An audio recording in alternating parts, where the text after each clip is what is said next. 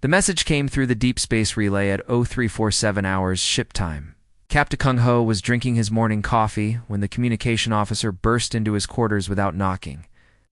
The young woman's face was pale, her hands shaking as she held the datapad. "Sir, you need to see this immediately," she said. Her voice cracked on the last word. Kung Ho set down his cup and took the pad. The transmission header made his blood run cold. Priority Alpha, Command Authority. Eyes only, he had only seen this classification twice in his 20-year career, both times before major wars. The message was short but devastating. 3 core worlds had gone silent within the past 72 hours. Kepler 440b, home to 12 million colonists. New Hanoi, a major industrial hub with 8 million residents. Proxima Station, the gateway to the Outer Rim territories. All of them gone. No distress signals. No emergency broadcasts. No evacuation orders. One day they were sending routine status reports. The next day there was only silence. Deep space monitors showed no signs of invasion fleets. No weapon signatures. No debris fields that would indicate a battle. The colonies had simply stopped existing. Kyun Ho read the message 3 times before the implications fully hit him. His exploration vessel, the New Soul, was currently mapping star systems only 40 light-years from the dead zone. Whatever had wiped out those worlds might be heading their way. But it was the attached intelligence briefing that made his hands shake. The report was compiled from refugee ships, deep space traders, and military scouts who had fled from the affected regions. Their stories were all different, but they shared common elements that painted a picture of something beyond human understanding. The Korthok, a reptilian species known for their warrior culture, called it Sektar Yumuth, Death's Shadow. Their survivors spoke of a creature that moved through space without ships, that could appear anywhere without warning. It hunted not just individuals, but entire civilizations. The Korthak military, famous for never retreating, had abandoned 3 star systems rather than face it, the Veltari. Gentle traders who had never known war named it Kethmiran Vel, the last site. Their scattered survivors described something that fed on fear itself, that grew stronger as terror spread through their peaceful communities. Veltari were natural empaths, able to sense emotions across great distances. Their refugees reported that the creature's presence created waves of pure dread that could drive entire populations to madness. The Zephyrians, an ancient race that claimed to have mapped every corner of the galaxy, had a name that was older than their written language, the Tracker. They spoke of it in whispers, describing a predator that had existed since before their first cities. It appeared whenever a species grew too numerous or too confident. It was, according to their oldest texts, a force of nature disguised as a living thing. But the most disturbing reports came from human survivors. Captain Elena Rodriguez of the merchant vessel Fortunes Stream had been loading cargo on Kepler 4 for 2B when the attacks began. Her report was clinical, professional, but Kyuncho could read the trauma between the lines. It started with the children, Rodriguez had written. They began crying all at once, as if they could sense something coming. Then the adults started feeling it too. A pressure in the air, like the moment before lightning strikes. But it lasted for hours. She described how the creature appeared first as a shadow that moved wrong, casting darkness where there should have been light. Then it began to take shape, though no 2 witnesses could agree on what they had seen. Some described a massive arthropod with too many joints. Others saw a writhing mass of organic metal. A few swore it looked almost human, till you noticed that its proportions were subtly wrong. The only thing everyone agreed on was the fear. It's not normal fear, not the healthy caution that kept people alive, but something deeper and more primal. The kind of terror that shut down rational thought and left victims helpless. It didn't just kill people, Rodriguez continued. It seemed to savor their fear first. People would stand frozen, unable to run or fight while it decided whether they were worth hunting. Most of the time, the fear itself was enough to stop their hearts. Her ship had escaped only because she had been in the cargo bay when it started, separated from the main population center by several kilometers of industrial machinery. By the time she reached her ship and launched, the colony was already silent. Similar reports flooded in from the other dead worlds. The pattern was always the same. First came the fear, spreading like a plague through the population. Then came the creature itself, moving through communities like a natural disaster, leaving only empty buildings and the lingering scent of terror. Military analysts estimated that the entity, whatever it was, had claimed over 28 million lives in less than a week. It moved faster than any known ship, appeared without warning, and left no trace of its passage except death and silence. The intelligence report included a psychological profile compiled by xenobiologists and military strategists. The creature appeared to be a perfect predator, evolved or designed specifically to hunt sentient species. Its ability to project fear was not just a weapon, but a hunting tool, paralyzing prey while it selected targets. It showed signs of intelligence, even curiosity, often spending time studying its victims before killing them. Most disturbing of all, the pattern of attacks suggested it was not random. The creature seemed to be testing the outer colonies, probing for weaknesses, learning about human responses and capabilities. The dead worlds were not just casualties, they were experiments. Kyung-ho closed the file and looked out the viewport of his quarters. Stars stretched endlessly in all directions, beautiful and cold. Somewhere out there, something was hunting them. Something that had turned terror into an art form and reduced entire civilizations to silence. He activated his command console and began composing orders for his crew. They would need to change course immediately, heading away from the dead zone toward the inner systems. But even as he typed, Kyun-ho wondered if running would be enough. According to the reports, the tracker had never failed to claim its prey, never left survivors by accident. He never given up once it had chosen a target, and now it knew where the humans lived. The tracker materialized at the edge of the solar system like a dark thought given form. It had traveled through the void between stars, following the quantum signatures left by human ships, drawn by something it had never encountered before in its countless millennia of hunting. This species was different. The creature extended its biomechanical senses, tasting the electromagnetic patterns that flowed through space around the third planet. Billions of minds pulsed with activity, their thoughts creating ripples that the tracker could read like a book.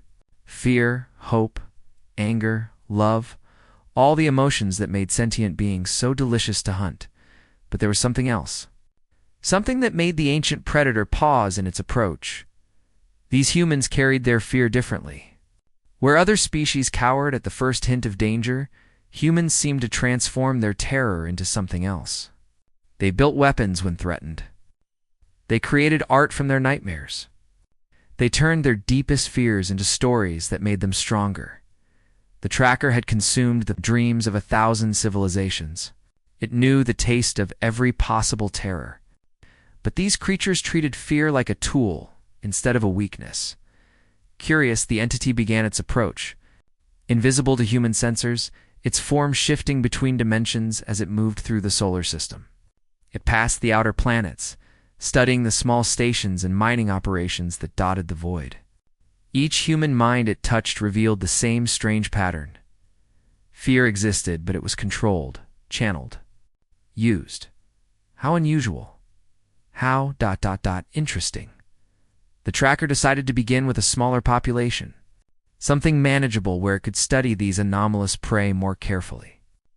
Luna Station orbited the Earth's moon, home to nearly 50,000 humans who maintained the shipyards and provided services to the vessels. Traveling between planets, perfect for an experiment. On Luna Station, Minsu was having the worst day of his career as a maintenance worker. 3 separate life support failures, a broken gravity generator in Section C.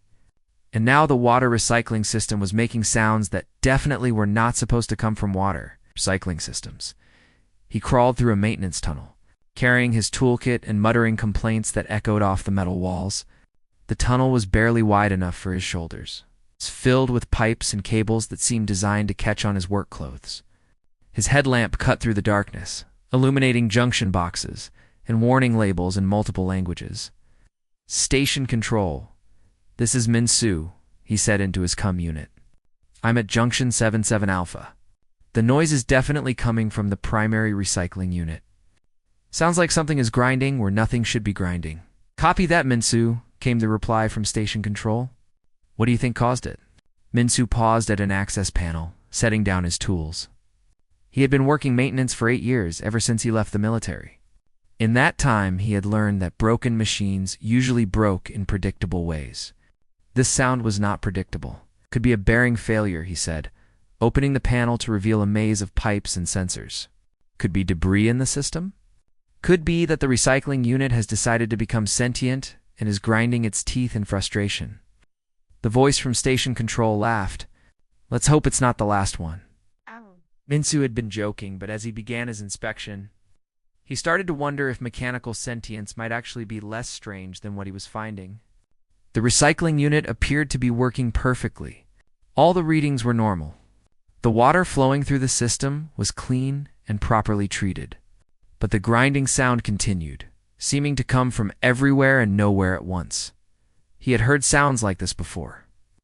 During his military service on the Outer Rim, strange noises in the dark that made soldiers nervous and triggered security alerts that never found anything. His commanding officers had called it void sickness, the mind playing tricks when surrounded by too much empty space. But Minsu had never been bothered by such things.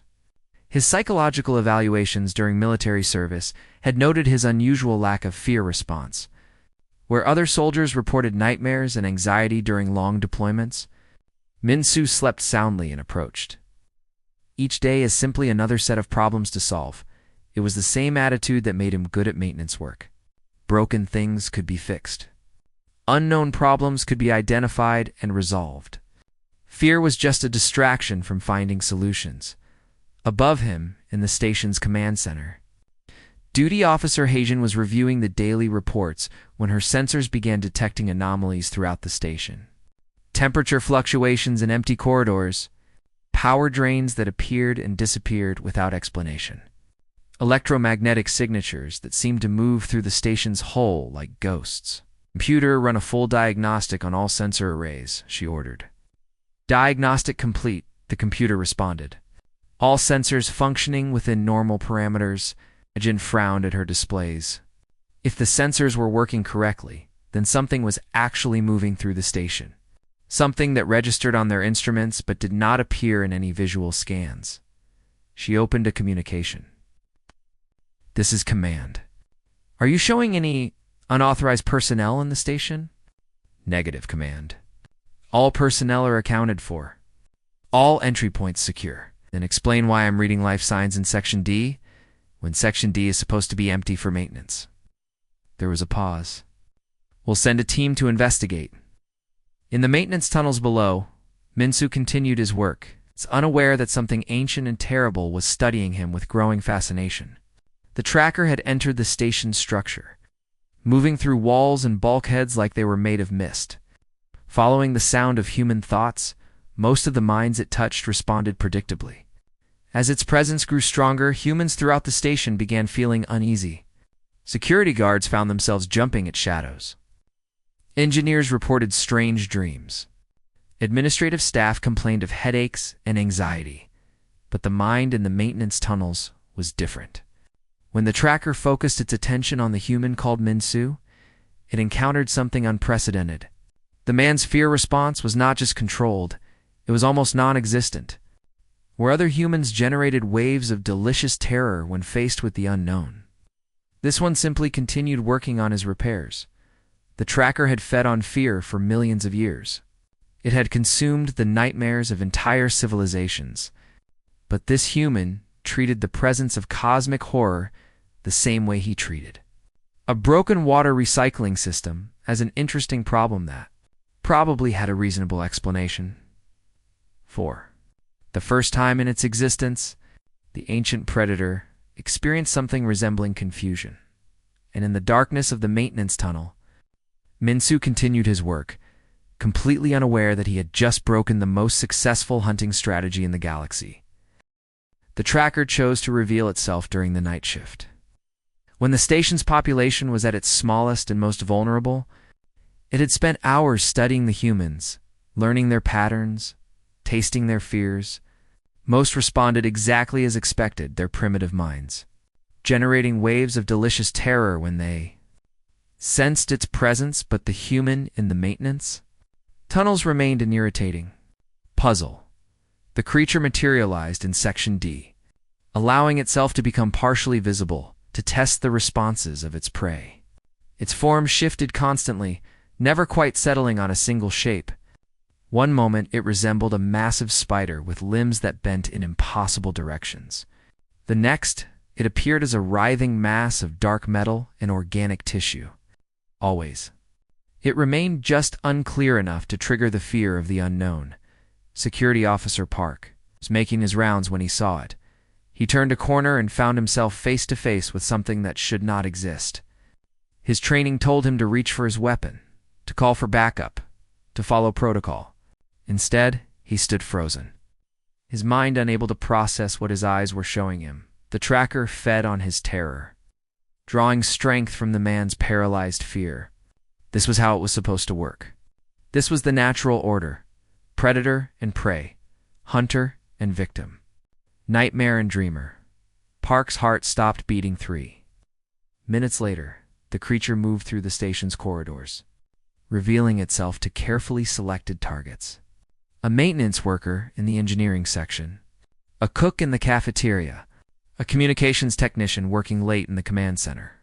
Each encounter followed the same pattern: shock, terror, death. The tracker was methodical in its hunt, studying human responses while feeding on their fear. It noted how they tried to use their primitive weapons, how they attempted to call for help, how their minds shut down when faced with something beyond their understanding. All perfectly predictable. But every few minutes, it found its attention drawn back to the human in the maintenance tunnels, the one who continued working despite the growing atmosphere of dread that now filled the station, the one whose mind remained frustratingly calm while others around him began to panic. Minsu was aware that something was happening on the station. His comm unit had been crackling with increasingly frantic messages from security, reports of strange sightings, personnel failing to check in, and what sounded like mass hysteria spreading through the night shift. He paused in his work to listen to the latest update. All personnel remain in your current locations. Came the announcement from Station Command. Security teams are investigating reports of an intruder. Do not approach any unidentified individuals or objects. Minsu shrugged and went back to fixing the water recycling system. He had finally identified the source of the grinding noise, a vibration in the main processing unit that was probably caused by a loose mounting bracket. Simple problem, simple solution. The fact that people were panicking about something in the corridors above him was not his immediate concern. He'd been hired to maintain the station's life support systems, and he took that responsibility seriously. Whatever was happening up there, the people involved would still need clean water and breathable air. Besides, in his experience, most security emergencies turned out to be less dramatic than they initially appeared. Probably a malfunction in the sensor systems, or someone's imagination running wild during the lonely night shift. He was reaching for his sonic wrench when the temperature around him suddenly dropped by 20 degrees. Minsu looked up from his work and saw something impossible standing in the maintenance tunnel with him. The creature filled the narrow space, its form shifting between dimensions like smoke-given substance. Parts of it seemed solid, claws that scraped against the metal walls, teeth that gleamed in the light of his headlamp. Other parts flickered in and out of existence, creating shadows that moved independently of any light source. Its presence brought with it an overwhelming sense of wrongness, as if reality itself was being twisted by its existence. The air became thick and hard to breathe. The walls of the tunnel seemed to bend inward, creating impossible geometry that hurt to look at directly. Most disturbing of all were its eyes, if they could be called eyes. Points of absolute darkness that seemed to pull light and hope into them, leaving only despair behind. Minsu looked at the creature for several long seconds, his mind processing what he was seeing. Then he did something that no other being in the galaxy had ever done. When faced with the tracker, he reached for his comm unit. "Station Control, this is Minsu," he said calmly. "I've got a situation down here in the maintenance tunnels. Looks like we have some kind of unauthorized presence in Section D." The tracker recoiled as if it had been struck. In all its millions of years of hunting across countless worlds and civilizations, No prey had ever responded to its presence with such casual professionalism. They screamed, they ran, they died, or they went insane. They did not file reports.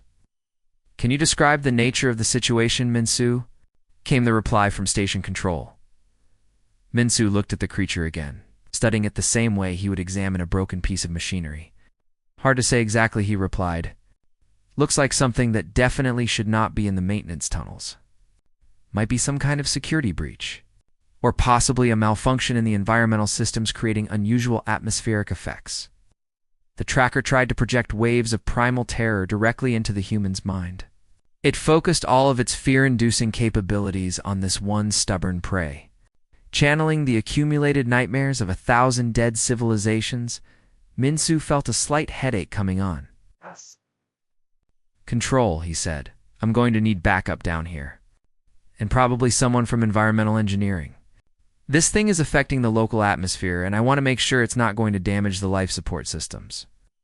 The ancient predator found itself in a situation it had never encountered before.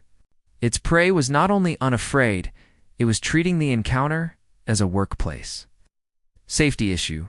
Minsu set down his tools and began backing slowly toward the nearest emergency exit, keeping his eyes on the creature while maintaining his calm, professional demeanor.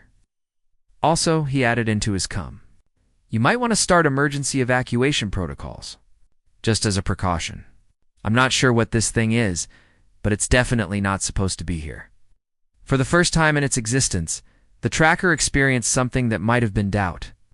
Its hunting strategy, refined over millions of years, was based on the universal constant of fear. But this human seemed to be operating under completely different rules. As Minsu reached the emergency exit and began climbing toward the upper levels, the creature was left alone in the maintenance tunnel, contemplating the impossible. Its prey had escaped, not through speed or strength or luck, but through the simple act of refusing to be afraid. The tracker had no idea how to process this information. The evacuation alarm echoed through Luna Station's corridors as thousands of humans moved toward escape pods and shuttles. The tracker watched from within the walls, its biomechanical senses tracking every heartbeat, every surge of adrenaline, every spike of fear that should have made this the perfect feeding opportunity. But something was wrong with its targeting systems. For millions of years, the creature had hunted by locking on to fear signatures, the unique electromagnetic patterns that terror created in sentient minds.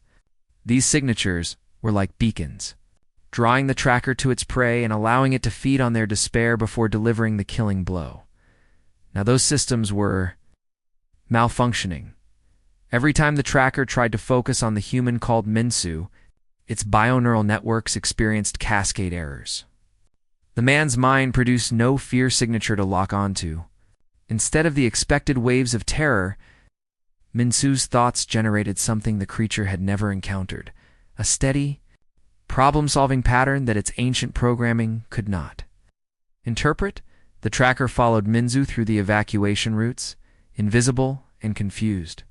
This human should have been dead hours ago, consumed like all the others. Instead, he was helping coordinate the station's emergency response with the same calm efficiency he had shown while fixing broken machinery. Station control. "This is Minsu," the human said into his unit as he guided a group of civilians toward Shuttle Bay C. "I've got 15 people here, including 2 who need medical attention. We'll be at the Shuttle Bay in 3 minutes." The tracker materialized directly in front of the group, allowing its full horror to become visible. Its form shifted through a dozen terrifying shapes, writhing tentacles, razor-sharp claws, faces that melted and reformed in endless agony. It projected waves of concentrated fear that should have paralyzed every human in the corridor. The civilians screamed and fled in panic, exactly as expected. But Minsu simply stepped protectively in front of them and reached for his emergency toolkit. "Okay, that's definitely not supposed to be here," he said calmly. He pulled out a portable scanner and aimed it at the creature. "Let me see what kind of readings I can get." The tracker's confusion deepened into something approaching distress. This was not how prey behaved. Prey ran, or fought, or died. They did not attempt to analyze cosmic horror with maintenance equipment. Minsu frowned at his scanner readings. That's interesting. You're showing up on electromagnetic sensors, but not on thermal or motion detectors. Almost like you're not entirely here. He looked up at the creature with professional curiosity. Are you some kind of dimensional projection? The ancient predator tried a different approach. It began broadcasting psychic images directly into Minsu's mind, visions of his worst fears, memories of everyone he had ever lost, nightmares of failures and regrets. These mental attacks had driven entire civilizations to madness. Minsu blinked and rubbed his temples. Okay, that's new. Some kind of neural interface. He tapped his comm unit. Station control, be advised that our unauthorized visitor has some kind of telepathic capability. Recommend all personnel avoid direct contact until we know more about its capabilities. Engineer Heijin was monitoring the evacuation from the command center when Minsu's report started coming in.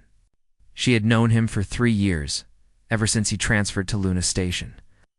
And his unflappable personality was legendary among the maintenance crews.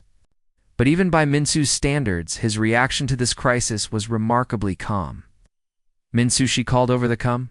Are you actually having a conversation with this thing? Not exactly a conversation, Minsu replied as he continued scanning the tracker with his equipment. More like a very one-sided attempt at communication on its part. It seems to be trying to trigger some kind of fear response, but honestly, I've seen scarier things in the recycling system documentation. The tracker recoiled at this statement. In its vast experience, nothing was more terrifying than direct contact with an ancient cosmic predator. To have its presence compared unfavorably to technical manuals was beyond its ability to comprehend. Heijin pulled up Minsu's psychological profile on her workstation. His military records showed the same pattern that was playing. Out now, an unusual absence of fear response that had made him both an excellent soldier and a frustrating test subject for military psychologists. 1. Report noted that Minsu had once remained calm. During a surprise training exercise designed to simulate alien contact scenarios. While other soldiers panicked or froze, Minsu had approached the simulated alien threat and asked if it needed directions to the base commander's office. Minsu Heijin said carefully, I'm showing that you're still in the same corridor as our visitor. Are you planning to evacuate soon? Actually, I think I might be able to help with the situation, Minsu replied. This thing seems confused by something. Its behavior pattern suggests it's trying to trigger a specific response that it's not getting. The tracker was indeed confused. More than confused, its ancient mind was experiencing something that might have been panic. For the first time in its existence, its prey was studying it instead of fleeing from it. The human scanner was recording data about its dimensional phasing capabilities, its electromagnetic signature, even its psychic broadcasting frequency. Minsu noticed that the creature's form was becoming less stable, flickering in and out of visibility more rapidly than before. Interesting, he muttered, making notes on his scanner. It looks like sustained contact with non-responsive subjects might be causing some kind of system instability. He looked up at the tracker with the expression of a mechanic diagnosing a malfunctioning engine. You know, I think you might be experiencing a feedback loop. Your hunting strategy depends on fear responses. But when those responses aren't present, your targeting systems don't know how to adapt. The creature that had terrorized a galaxy found itself in the unprecedented position of receiving technical analysis from its intended prey. Heijin watched her monitors as the anomalous readings throughout the station began to fluctuate wildly. Whatever this entity was, Minsu's interaction with it was causing measurable changes in its energy signature. Minsu, she said urgently, I think your theory might be correct. The entity's power levels are becoming increasingly unstable. You need to evacuate now. Copy that, Minsu replied. He looked at the tracker one more time, his expression almost sympathetic. Sorry about this, but you're going to have to find a different hunting strategy. The fear-based approach really isn't working on humans. As he walked calmly toward the shuttle bay. The tracker remained motionless in the corridor, its ancient mind struggling to process what had just happened. Its prey had not only escaped, but had offered it professional advice on improving its performance, For a creature that had perfected the art of cosmic terror over millions of years, this was more disturbing than any nightmare it had ever consumed. The tracker's biomechanical systems were failing in ways that should have been impossible. Deep within its ancient core, neural pathways that had operated flawlessly for millions of years began experiencing critical errors. Warning signals flooded through its consciousness as subsystem after subsystem reported malfunctions. It was dying. Not from physical damage or energy depletion, but from something far more fundamental. Its entire existence was built around the consumption of fear, and without that essential nutrient, its body was beginning to consume itself. The creature retreated to the space between Luna Station's hull and the moon's surface, trying to understand what had gone wrong. It replayed its encounter with the human called Minsu dozens of times. It's analyzing every moment, searching for the flaw in its approach. The analysis only made things worse. By every measurement the tracker understood, Minsu should have been the perfect prey. He was isolated, outnumbered, facing an enemy beyond his comprehension. The ancient predator had used every technique that had proven successful across countless worlds, but Minsu had treated the encounter like a routine maintenance call. Communications. Officer Sujin was monitoring the deep space channels when the first reports began arriving from other human colonies. What she discovered made her hands shake as she typed her. Urgent message to Earth Command. Similar incidents were occurring throughout human space. The same entity, or others like it, had appeared at mining stations, research outposts, and colonial settlements across a dozen star systems. But instead of the total destruction reported from alien worlds, human encounters followed a different pattern. The creatures would appear, attempt their fear-based hunting strategy, and then retreat in apparent confusion when faced with human responses that made no sense according to their ancient programming. At Titan Research Station, Dr. Kim had calmly documented the entity's appearance while continuing her work on atmospheric processors. Her detailed scientific observations had been transmitted to colleagues throughout the system before the creature disappeared entirely. On Europa Mining Platform 7, Supervisor Lee had treated the cosmic horror as a workplace safety violation and filed the appropriate incident reports with both local security and the Colonial Administration Bureau. His main concern seemed to be whether the entity's presence would affect the mining quotas for the month. Most remarkably, at New Busan Colony on Kepler 438b, the entire population had been evacuated safely when faced with not one but three of the creatures. The colonial administrator, a former military logistics officer named Park, had organized the evacuation with the same methodical efficiency he used for everything else. When the entities attempted to spread terror through the population, they encountered a community that approached the crisis as simply another emergency to be managed. Su-Jin compiled the reports and realized she was documenting something unprecedented in galactic history. For the first time, species had encountered the legendary tracker entities and survived not through superior firepower or advanced technology, but through sheer stubborn refusal to accept that the situation was hopeless. The pattern was always the same. Humans would acknowledge the threat, implement emergency procedures, attempt to gather data about the entities, and treat survival as an engineering problem to be solved. The cosmic horrors that had terrorized civilizations for millions of years found themselves faced with a species that simply would not cooperate with being terrorized. Back on Luna Station, Minsu was helping with the final evacuation procedures when his scanner picked up the entity again. This time, its readings were dramatically different. The electromagnetic signature was fluctuating wildly, and its dimensional phasing appeared to be completely out of control. "Hey Jin," he called over the comm, "are you still monitoring our visitor?" "Affirmative," came the reply from the command center. "Its energy signature is becoming increasingly unstable. Whatever you did during your encounter seems to have triggered a cascade failure in its systems." Minsu frowned at his readings. Despite everything the creature had tried to do to him and the other station personnel, he found himself feeling almost sorry for it.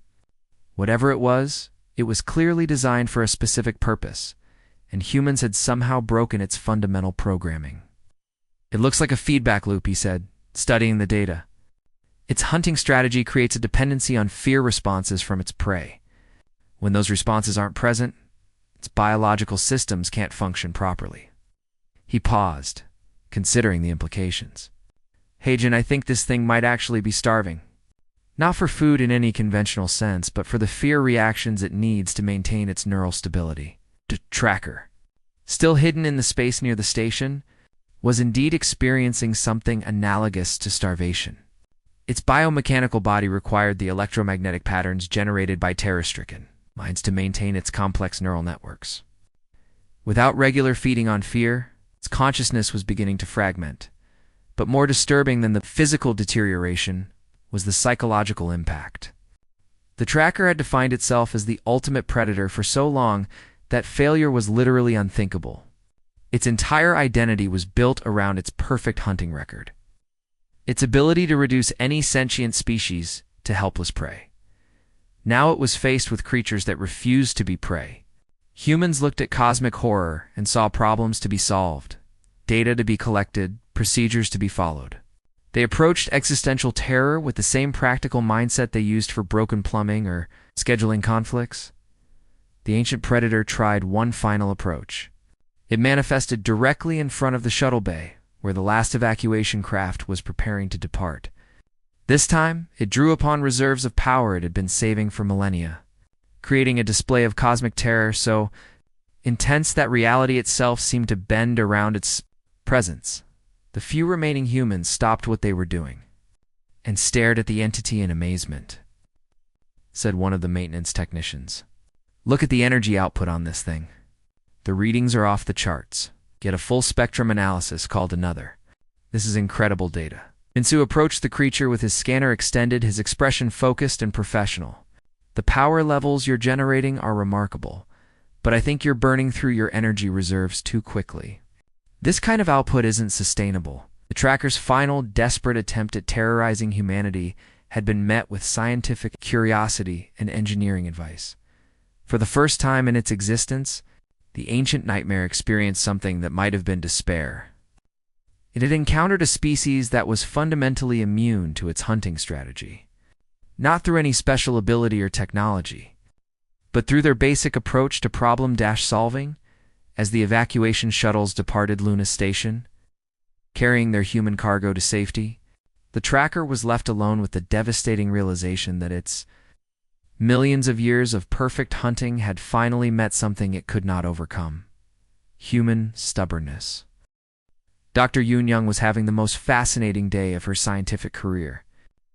The xenobiology lab on Luna Station had been evacuated like everywhere else, but she had convinced Station Command to let her return with a small research team to study the entity that was still lurking somewhere in the facility: the energy degradation.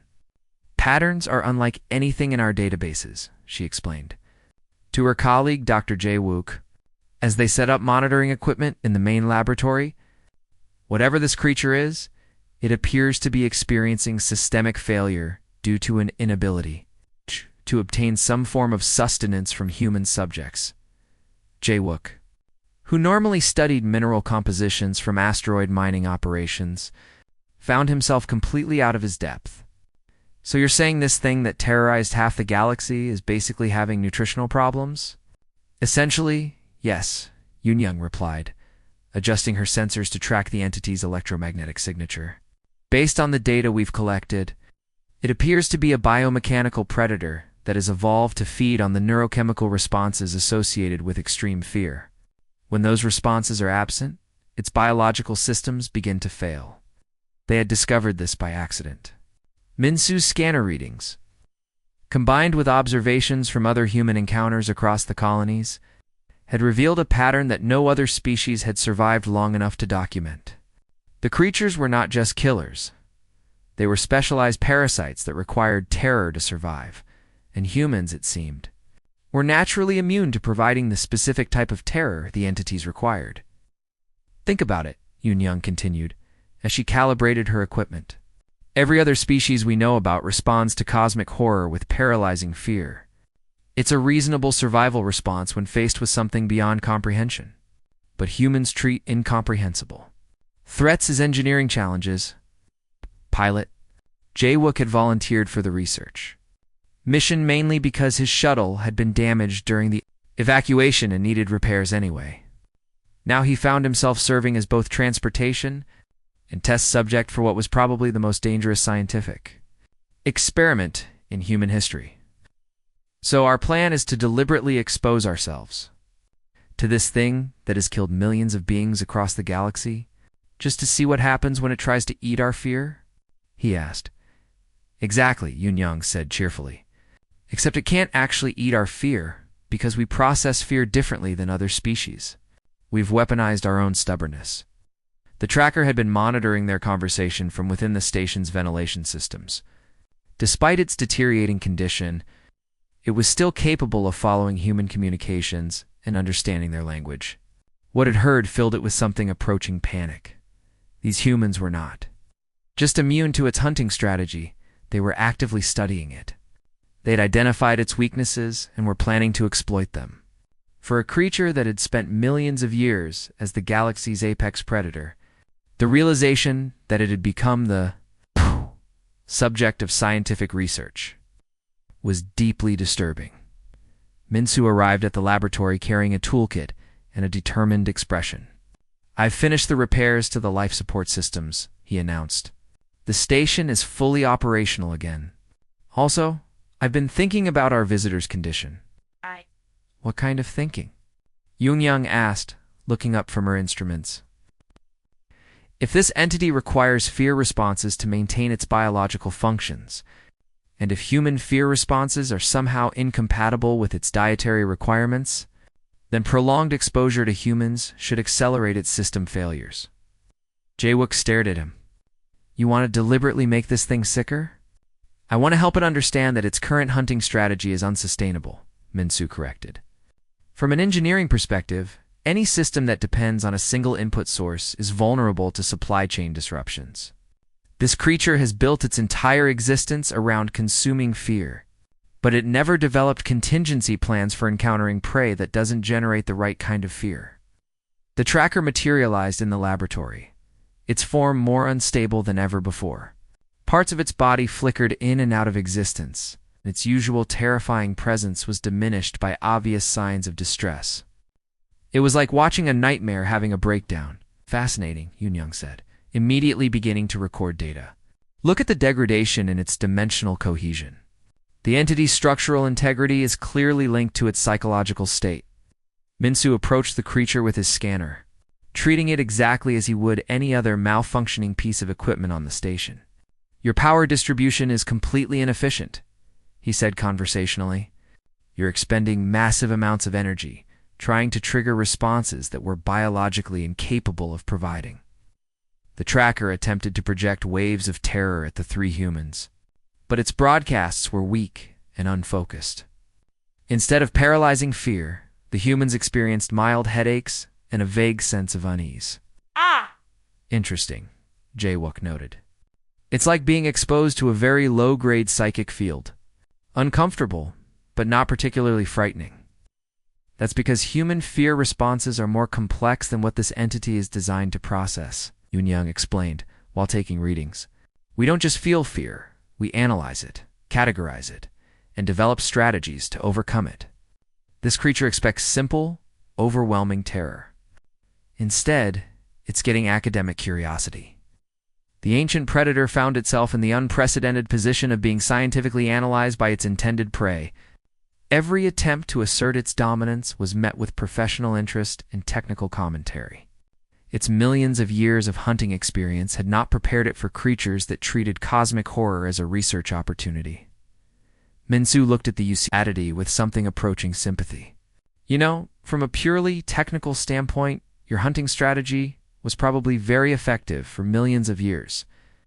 But evolutionary systems have to adapt when they encounter new environmental pressures. You've run into a species that processes threats differently than your target parameters. The tracker's form began to destabilize more rapidly. Being lectured about evolutionary adaptation by its prey was somehow more devastating than any weapon it had ever faced. The good news, Minsu continued, is that this is a solvable problem. You just need to develop new hunting methodologies that don't depend on fear-based energy extraction. For the first time in its existence, the galaxy's most feared predator was receiving career counseling from the people it was trying to kill. The tracker's final desperate attempt came 3 days later, when its biomechanical systems had deteriorated to critical levels. The ancient predator gathered what remained of its power and manifested in the station's central hub. Where Minsu was conducting routine maintenance on the artificial gravity generators this time, the creature did not try to project terror or assume frightening forms. Instead, it simply appeared as it truly was, a dying entity whose entire purpose had been stripped away by an impossible species that refused to be afraid. Minsu looked up from his work and saw something he had not expected. The tracker was no longer the shifting nightmare that had first appeared in the maintenance tunnels. Its form had stabilized into something almost comprehensible, a fusion of organic tissue and mechanical components that looked exhausted rather than terrifying. "You look like you're having a rough time," Minsu said, setting down his tools. "Your energy readings have been declining steadily over the past few days." The tracker tried to speak, but its communication systems were failing along with everything else. Instead, it projected images directly into Minsu's mind, not the nightmarish visions it had used before, but something closer to actual communication. The images showed the creature's history, millions of years of successful hunts across countless worlds, civilizations that had fallen to its perfect fear-based strategy. Species after species learning to worship it as a force of nature, a cosmic inevitability that could never be defeated. "I see," Minsu said thoughtfully. "So fear was not just how you hunted, it was how you defined yourself. You spent millions of years being the thing that other beings were afraid of. That's not just a hunting strategy, that's an entire identity." More images flowed from the tracker's failing mind. Its confusion when first encountering humans, the cascade failures in its biological systems, the unprecedented experience of being studied rather than feared, the growing realization that its perfect record of terror was broken beyond repair. "And now you don't know what you are if you're not the galaxy's ultimate predator," Minsu continued. "That's actually a pretty common problem. I've seen it in military veterans who struggle to adjust to civilian life after defining themselves through their service." The tracker projected a final image, a question without words. How did these humans remain calm when faced with forces beyond their understanding? How did they treat cosmic horror as if it were just another problem to solve? Minsu sat down on a nearby crate, giving the dying entity his full attention. "You want to know why we're not afraid of you?" The creature's form flickered weakly in what might have been a nod. "It's not that we don't feel fear," Minsu explained patiently. "Fear is a useful emotion. It warns us about dangers and helps us stay alive. But fear is just information, not a final answer. When we encounter something that seems impossible or terrifying, our first instinct is to figure out how to make it possible and manageable." He gestured around the station. "Every piece of technology here, every system that keeps us alive in the vacuum of space, was once impossible. Humans have been taking impossible things and making them routine for thousands of years. It's what we do." The tracker's consciousness was fragmenting as its neural networks finally began to shut down. But it managed to project one final question. What would happen to it now? "Well," Minsu said thoughtfully, "that depends on what you want to happen. Your current biological configuration isn't sustainable. But that doesn't mean you have to die," Dr. Yoon-young thinks your biomechanical nature means you might be able to adapt to different energy sources. He pulled out his scanner and took another reading of the entity's condition. "The way I see it, you have a choice. You can continue trying to be the galaxy's ultimate predator and probably die when your systems completely fail. Or you can figure out a new purpose that doesn't require terrorizing other species." The tracker considered this with what remained of its consciousness. For millions of years, it had existed solely to hunt and kill. The concept of voluntary change was as alien to it as cosmic horror was supposed to be to humans, but these humans had shown it something. Unprecedented, the possibility that even ancient, fundamental truths could be questioned and modified. With the last of its energy, the tracker projected a final image into Minsu's mind. Not a memory of past hunts or a vision of terror, but something new, a question about what else might be possible. That's a good question, Minsu said, smiling at the dying cosmic horror. I don't know what you might become, but I know that figuring it out will be interesting. And if you need help with the technical aspects of biological reconfiguration, I know some people who would love to assist with that project. The tracker's form began to dissolve, but not from system failure. For the first time in its existence, it was choosing to deconstruct its current configuration voluntarily, accepting the possibility that it might become something entirely different. As its consciousness faded, the ancient predator experienced something it had never felt before, not fear, not confusion, but curiosity about its own future. Minsu watched as the entity's electromagnetic signature shifted from chaotic degradation to purposeful transformation. He made a note in his maintenance log. Unusual entity, reported in Section D, has been resolved through standard troubleshooting procedures. Recommend follow-up consultation with Xenobiology Department regarding potential research opportunities.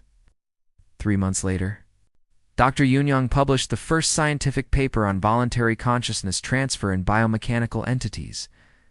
Her research subject, a former cosmic predator now configured as a deep space exploration probe, had proven remarkably helpful in studying the phenomenon of adaptive identity reconstruction. The probe that had once been the tracker sent regular reports from the edge of the solar system, where it was mapping previously unknown stellar phenomena. Its transmissions were professional, detailed, and showed no signs of its previous obsession with terror. Minsu sometimes received personal messages from the probe, usually asking for advice about technical problems or requesting recommendations for new research projects. He always replied promptly, treating the former nightmare exactly as he would any other colleague who needed help. Troubleshooting unusual situations, after all. Helping people solve their problems was just part of the job. And throughout the galaxy, word spread among the surviving species that the legendary tracker had been defeated not by weapons or superior technology, but by a maintenance worker who treated cosmic horror as a customer service issue.